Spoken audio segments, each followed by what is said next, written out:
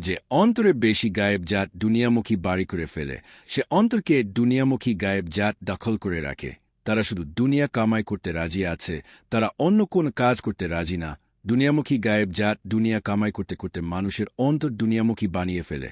মানুষের অন্তর তখন দুনিয়ামুখী হয়ে যায়, তখন মানুষ শুধু দুনিয়াদারি হয়ে যায়।